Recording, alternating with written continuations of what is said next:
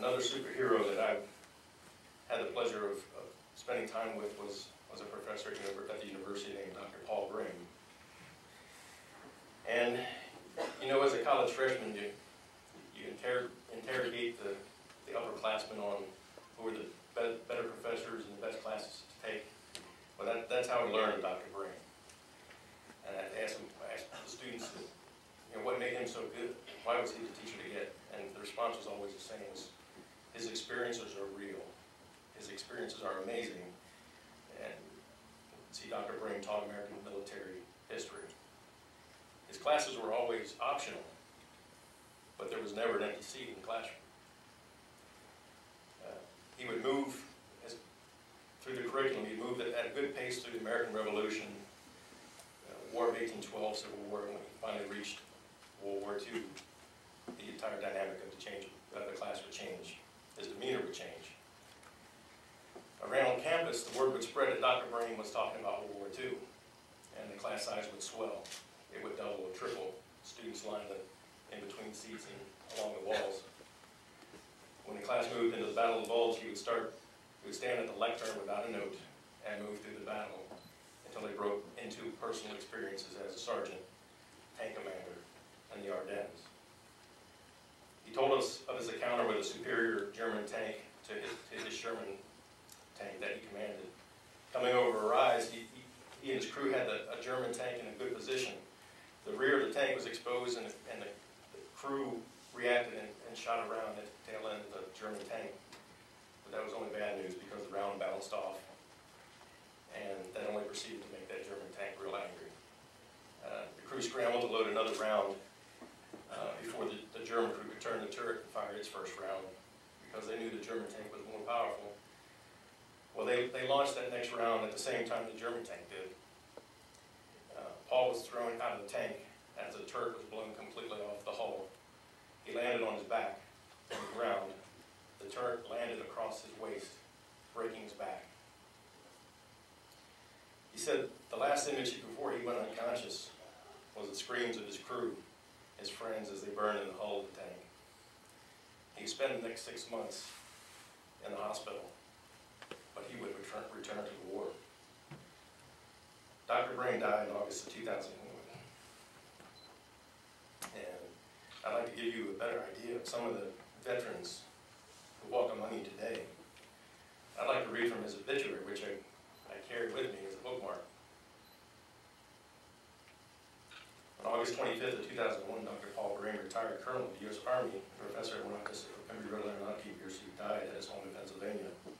He will be interred with full military honors at Arlington National Cemetery. Born May 31st of 1926, Paul Graham volunteered for service in the U.S. Army at the age of 17. In the Korean War, he was an infantry company commander. His 4 combat tours as a colonel in Vietnam included service as 1st Brigade, 1st Infantry Division, as a senior advisor to the Army of the Republic of Vietnam. He was commander of the U.S. Support Command in Southeast Asia from 1974 to 75. He retired in 1977 after serving as chief of the training division for the United States Readiness Command. Among his decorations are 3 Silver Stars, 5 Bronze Stars, 3 Purple Hearts, 3 Legions of Merit, and a Distinguished Flying Cross. He began teaching his military career. He was associate professor of military art at the Military Academy from 1970 to 1983, and a lecturer and panelist at the U.S. Army War College from 1970 to 1991. In 1983, he was awarded a PhD in American History from University of Delaware. He was a founder, faculty member, and trustee of American Military University. He's the author of The Test of Battle, The American Expeditionary Forces and the Meuse-Argonne, The Will to Fight, biography of James Van Fleet, and co-author of Military Heritage of America. Dr. Graham witnessed a number of decisive events of the 20th century. He was a combatant in the Battle of the Bulge. He was among the magnificent bastards who survived the march from Quezon. He was present at the fall of Saigon. When he was commander of the 1st Brigade, 1st Infantry Division in Vietnam, his military adversaries referred to him as the Tiger. Tireless in action, he enjoyed attacking difficult, generous in all senses. He was unafraid to apologize and quick to forget. He delighted in stories and told them well. Above all, he was a leader, and in his presence, everyone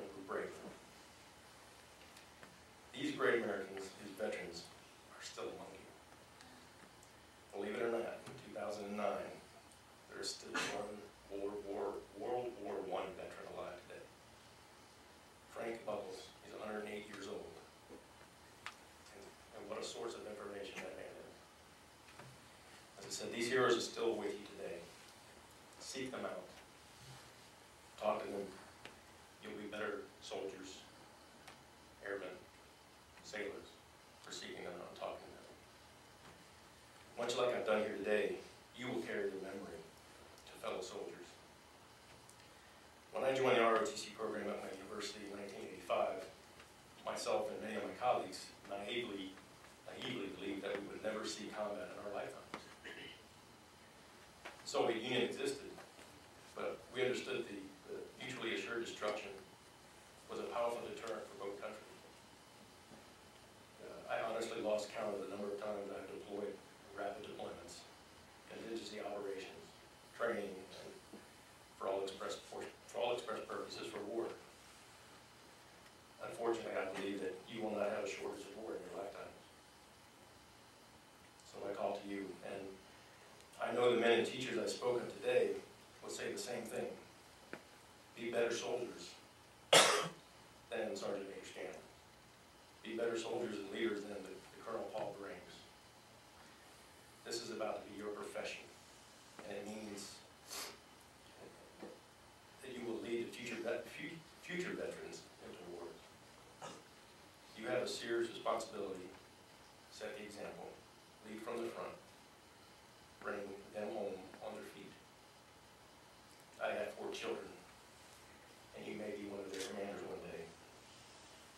Americans are counting on you to prepare, train, and lead their children into the country's next wars. Finally, thank you for volunteering to serve our country. This world there's a world of adventure in front of you, as well as pain. I pray for your safekeeping and the safety of our men and women currently fighting our country's wars, and for the safety and prosperity of our United States. Thank you for having me here today.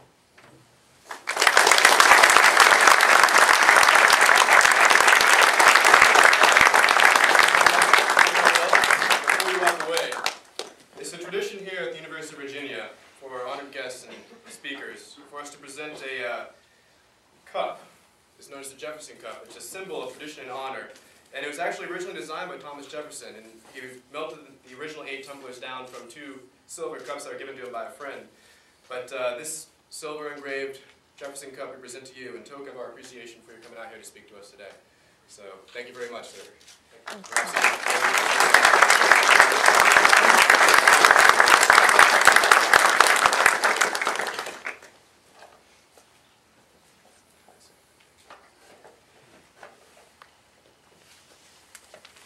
Thank you again, sir, for those inspirational words, and so I'll remember the veterans tomorrow on the actual Veterans Day as we walk out. And I would like to now call forward Cadet Foes to give the benediction.